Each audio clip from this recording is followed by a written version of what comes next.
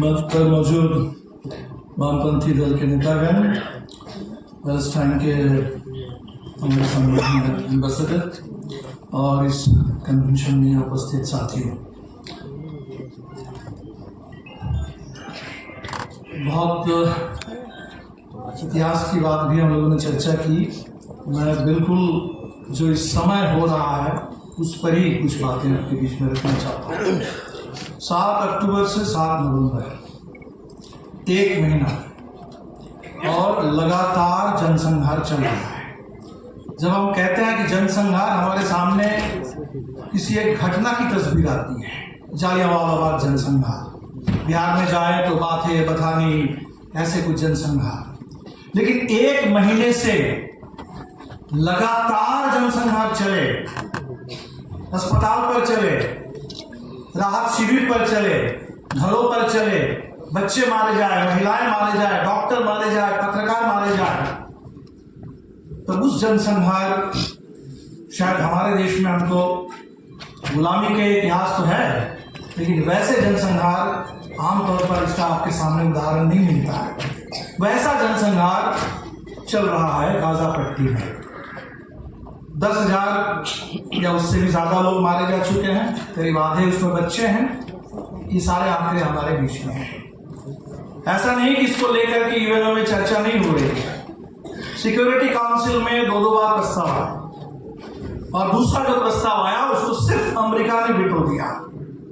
America के veto के चलते वो प्रस्ताव फेल हो गया यूएन सिक्योरिटी काउंसिल में, जो यूएन जनरल असेंबली है, जहां सभी देशों को वोट डालने का हक है। इसमें जब प्रस्ताव आया, वो जो लिखा हुआ है ह्यूमैनिटेरियन ट्रूस, इस बात को समझ लीजिए, ये युद्ध विराम भी नहीं है, उससे कम। युद्ध विराम तो होता है कि युद्ध को रोक दो, ये जनसंहार को, हिंसा को रोक दो।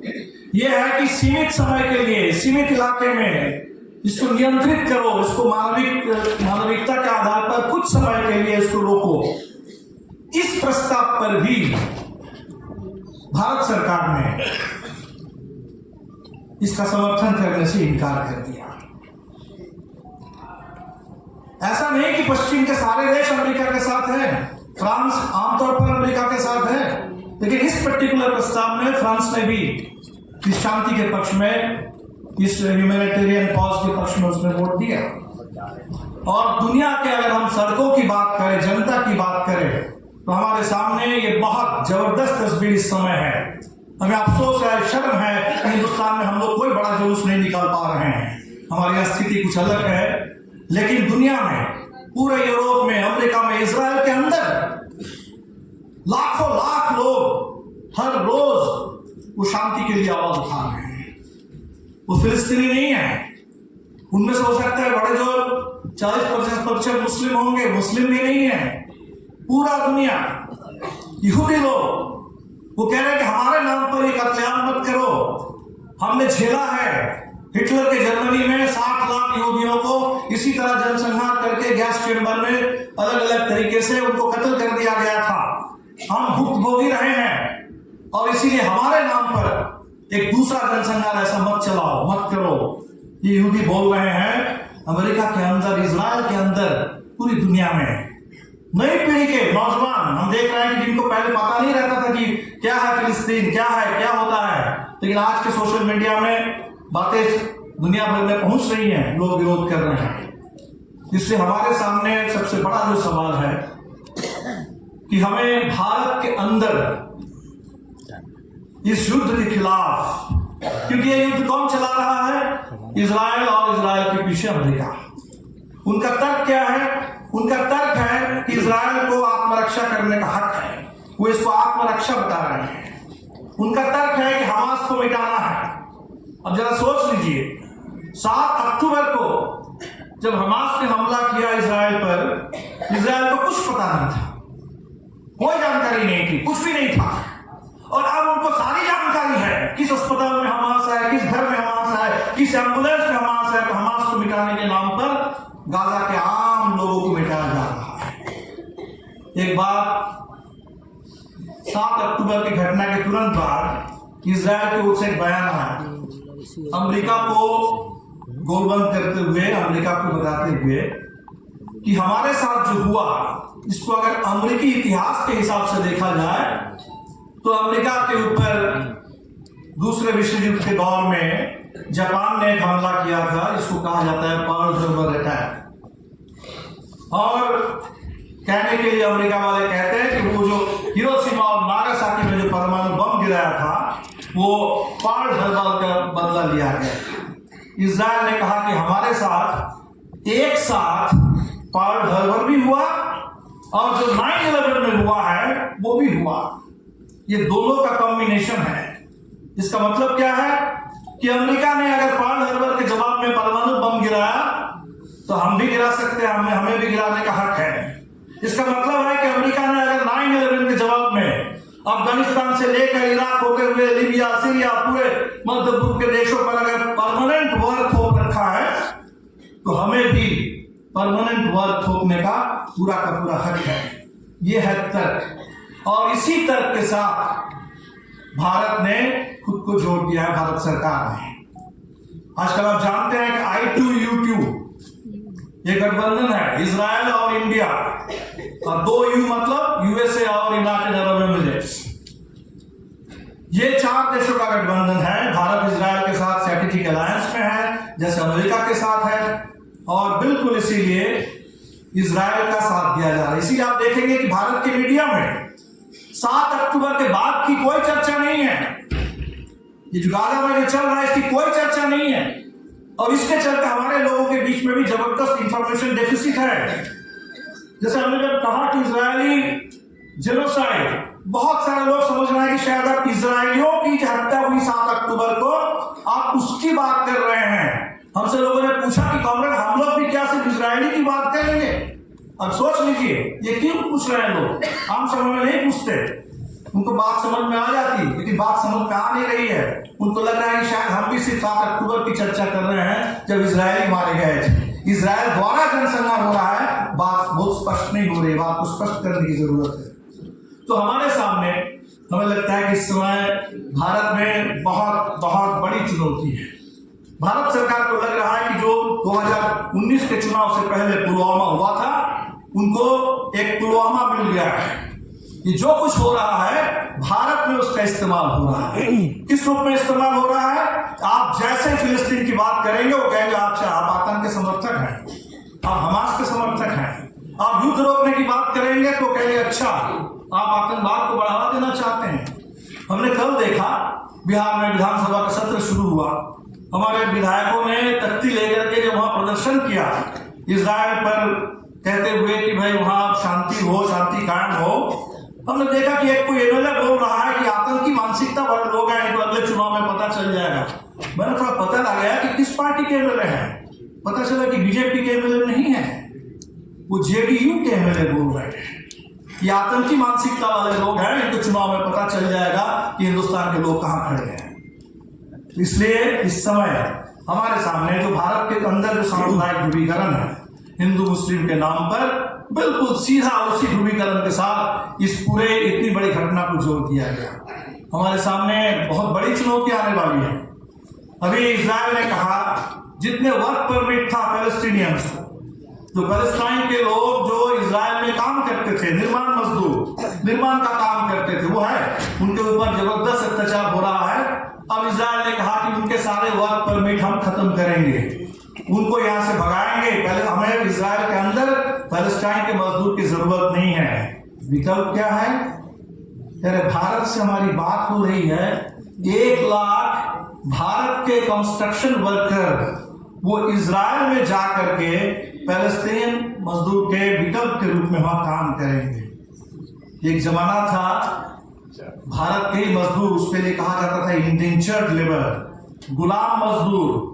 भारत के मजदूरों को जैसे भारत के अंदर चाय बागान में यहाँ वहां भेजा गया, अंग्रेजों ने भेजा, बिल्कुल उसी तरह भारत के ही मजदूर थे, गिरमिटिया मजदूर, वो गुलाम मजदूर जिन्होंने जाकर के फिजी से, मॉरिशस से लेकर के पूरा वेस्ट इंडीज, जगह जगह दुनिया में आज बसे हुए हैं, वहां मुगल निर्माण का काम किया।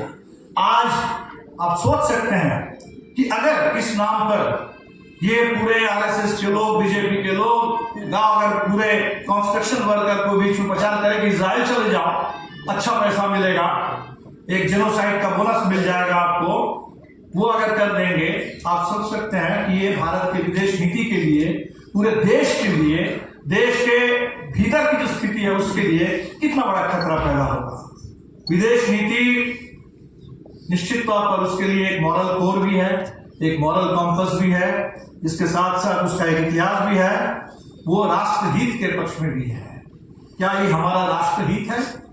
क्या हमारा राष्ट्रहित है कि हम पूरे एशिया में देख लीजिए, एशिया का मैप उठा करके अकेला देश है हिंदुस्तान जो इस समय अमेरिका का साथ दे रहा है, अकेला देश है हिंदुस्तान इजराइल का साथ दे रहा है, और कहीं कोई देश नहीं है। ये जो आए हैं 2+2 डायलॉग करने के लिए, ये 5 देशों के दौरे पर निकले हैं। अमेरिका के विदेश मंत्री, अमेरिका के रक्षा मंत्री भारत आएंगे, Jordan, Japan, south Korea, Israel, इसके पक्ष में जो कर रहे हैं, और वो कर क्या रहे हैं? अभी तक 25,000 टन बम गिराया गया। कल हम रवीश कुमार का कार्यक्रम सुन रहे थे, कह रहे हैं कि औसत एक घर में 10 टन बम गिराया गया। अमेरिका इसको फाइन ट्यूनिंग कर रहा है। वो कह रहे हैं कि बड़े बम से शायद ज्यादा हो रहा है, तो थोड़ा प्रिसाइज, इसमें प्रिसिशन लाने के लिए छोटे बम हम आपके पास भेजेंगे ताकि आप बिल्कुल निशाने पर मारेंगे।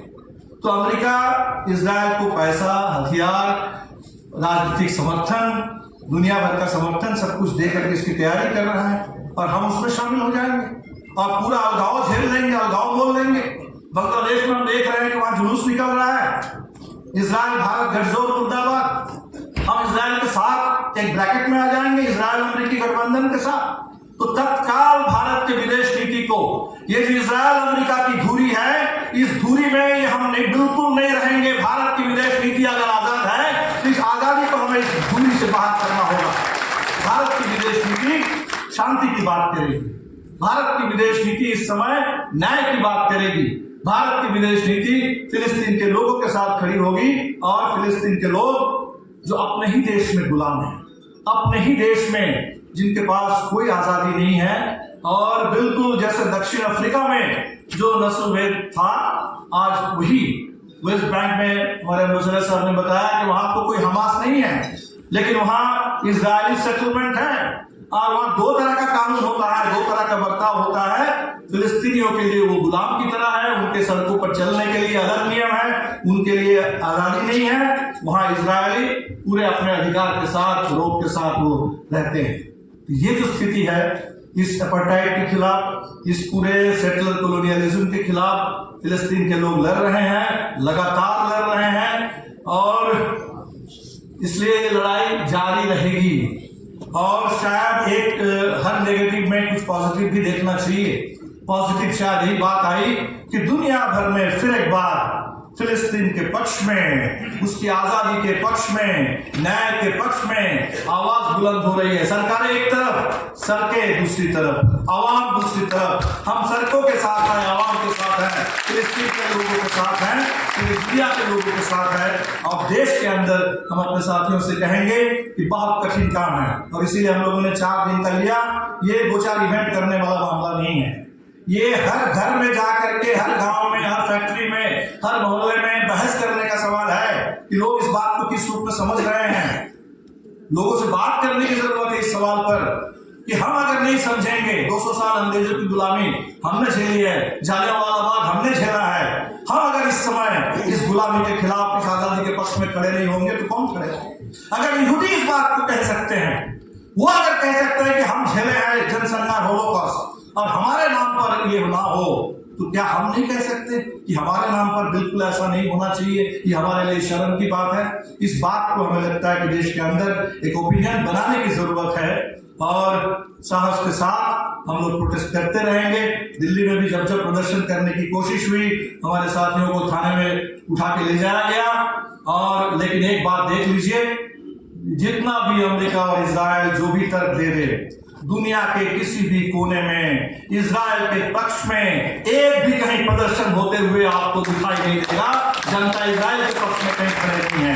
भारत के अंदर भी इनको ये हिम्मत नहीं है संघियों को कि इजराइल के पक्ष में कोई जुलूस निकाल दे। भले वो हमारे जो फिलिस्तीन के पक्ष में सॉलिडारिटी के लिए प्रदर्शन है उस पर रोक लगा रहे हैं, लेकिन हम लोगों को बिल्कुल तैयारी करनी चाहिए।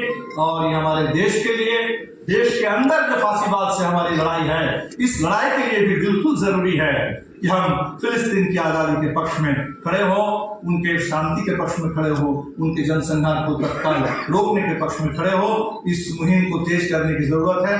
बहुत बहुत शुक्रिया।